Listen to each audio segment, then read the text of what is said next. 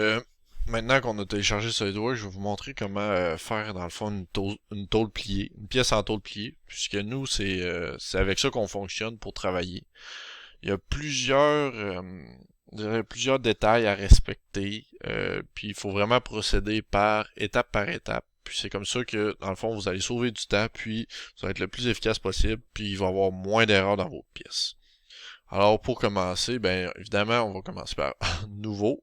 Alors là, techniquement, nouveau.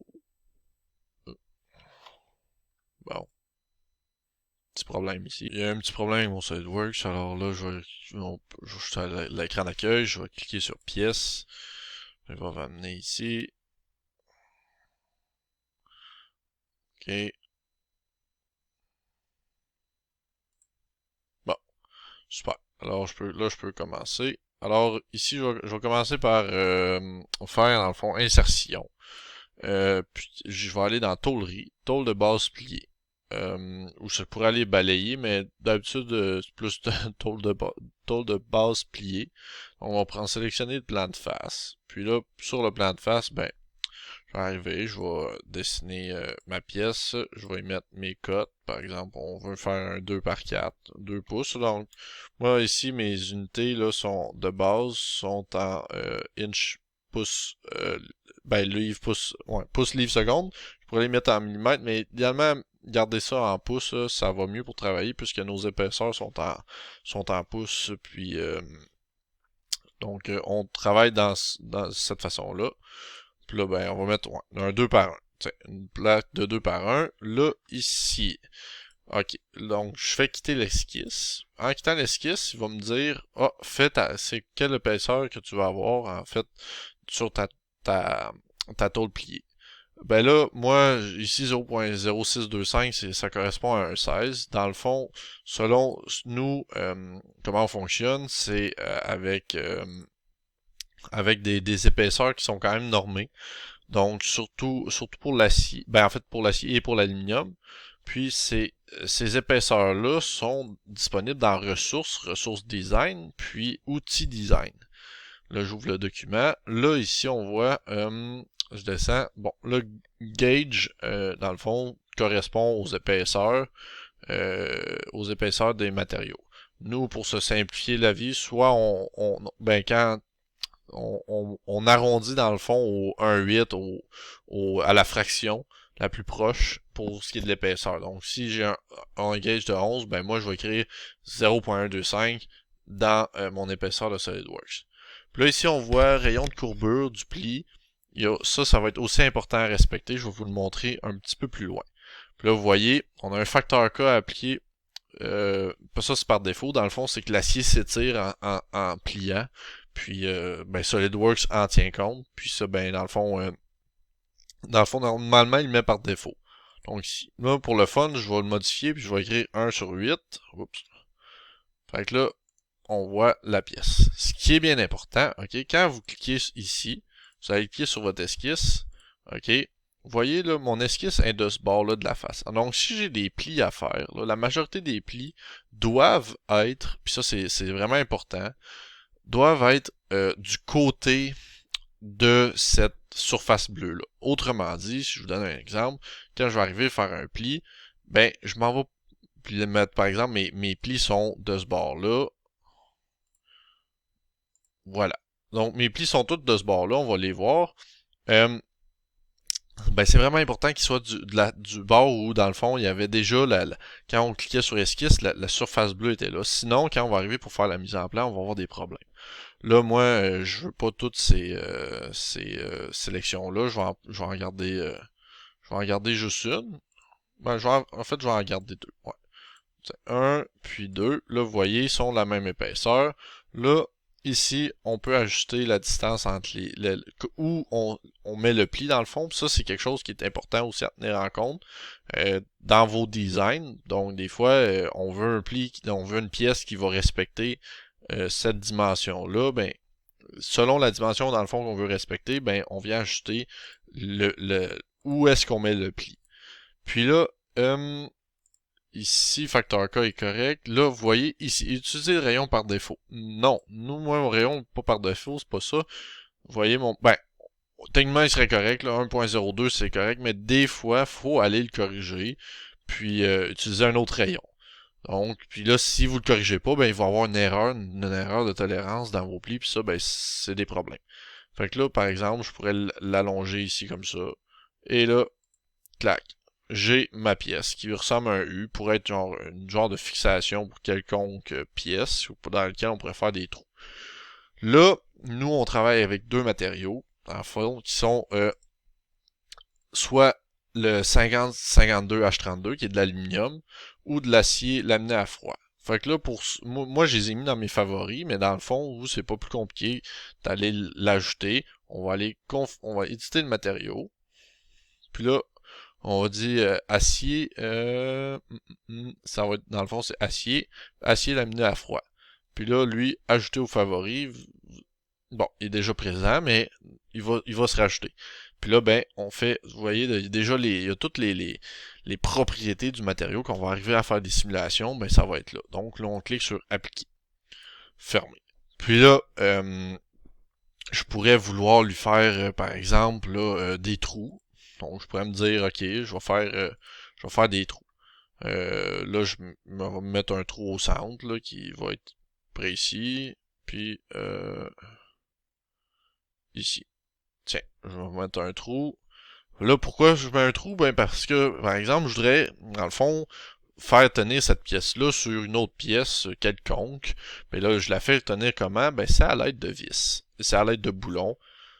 Puis ça, en fait, c'est normé aussi également.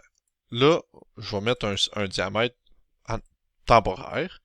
Puis, ben, c'est bien fait. Les ressources, dans le fond, le diamètre là, à mettre, selon la vis, ben, c'est déjà tout normé dans ce fameux document-là. Puis, vous voyez, ben, diamètre, les diamètres nominales, dans le fond, c'est le diamètre ici de la vis. Nous, pour faire le trou, si par exemple on met une vis standard, là, une X note, là, je pourrais écrire X note, ben ouais, X bolt, on va aller X bolt ici. Vous voyez, c'est ce genre de vis là. Là, ben nous on travaille aussi avec les rive notes, donc tout ce qui est fixation dans l'aluminium, on va utiliser des rive notes. Puis tout ce qui est fixation des fois dans l'acier, donc si par exemple je voulais qu'il y ait un boulon qui part d'ici puis qui s'en va jusque là, puis là entre je viens fixer une pièce, ben sur cette face là, par exemple je pourrais mettre une wet note. Mais là la wet note, elle aurait un diamètre un petit peu plus large que la X-Bolt, celle-là. Pourquoi? Parce que dans le fond, si on zoome, non, c'était pas ça que je voulais faire. Si on zoome, vous voyez ici, là, dans le fond, là, le petit pointillé, il est plus large il est plus large un peu. Le rond, c'est le diamètre de la note. Puis là, le petit pointillé, c'est le diamètre, dans le fond, qui va se fixer dans le trou ça va être au niveau de l'assemblage, ça va faciliter les choses. Donc, j'ai oublié de regarder. Moi, mettons, je veux mettre le standard, souvent on met une 10 mm. Alors, mon diamètre avec tolérance, pour s'assurer que ça fit, c'est 0.248 pouces ou 0.25, ça va être correct aussi. Puis là, ben, à ce moment-là, je vais l'écrire ici, CTRL-C, CTRL-V, paf, OK.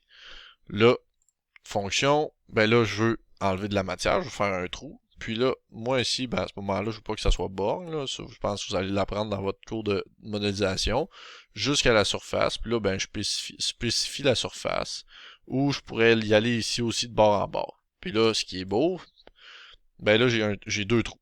Par contre, là, le problème, c'est que moi, d'un bord, j'avais une bolt, puis de l'autre bord, j'avais une wet note. Fait que là, ben, je pourrais venir remodifier ici mon trou, puis là, me faire un cercle ici, comme ça.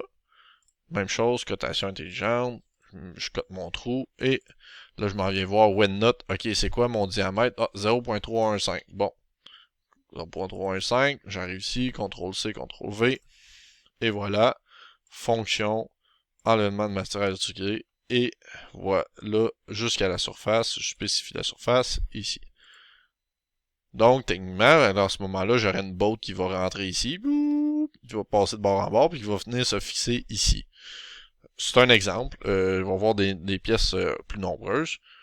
Là, un autre des points à regarder, puis après ça, ça va être le dernier point pour cette vidéo-là, c'est qu'il y a une distance minimale entre les plis à respecter selon l'épaisseur.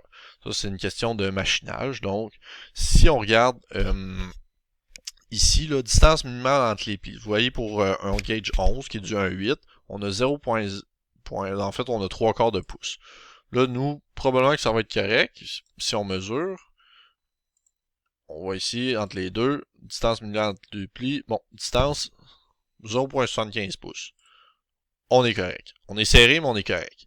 Mais là, il y a des fois, il faut faire attention. Là, par exemple, puis aussi, j'aurais pas pu, là, vous voyez la hauteur, hein, j'ai une hauteur minimale, j'aurais pas pu avoir, si on va éditer la fonction, là, j'aurais pas pu avoir une hauteur comme ça pour faire des plis, ça aurait pas marché.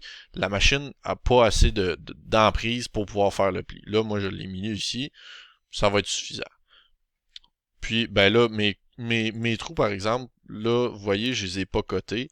J'ai pas coté l'emplacement des trous. On le voit si on s'en vient ici, là, éditer l'esquisse. Vous voyez, c'est écrit totalement contraint, mais techniquement, je pourrais le...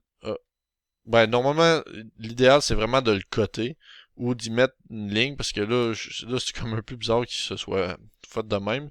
Ce que vous pouvez faire, c'est par exemple là, une ligne de construction, vous voulez que ça soit au centre de votre pièce. Moi, c'est le même que je procède. Dans le fond, j'ai ici, paf. Puis là, mon centre de mon cercle, ben, je viens le mettre coïncident avec ça ici. Coïncident. Là, il y a une contrainte, parce qu'il me disait qu'il était surcontraint. Je pourrais l'arranger, mais dans le fond, normalement, là, il viendrait se tasser. Fait que ça, c'est quand vous faites votre cercle, j'aurais dû le faire tantôt. Mais vous allez apprendre aussi à naviguer là, à travers ça. Là.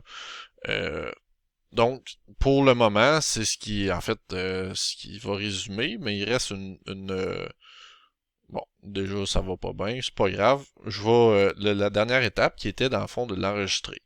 Bon, cette pièce-là, par exemple, là, je pourrais dire que, dans le fond, elle s'en va au Willy Bar, parce que j'ai déjà des pièces qui ressemblent à ça. Mais là, vous voyez, c'est pas...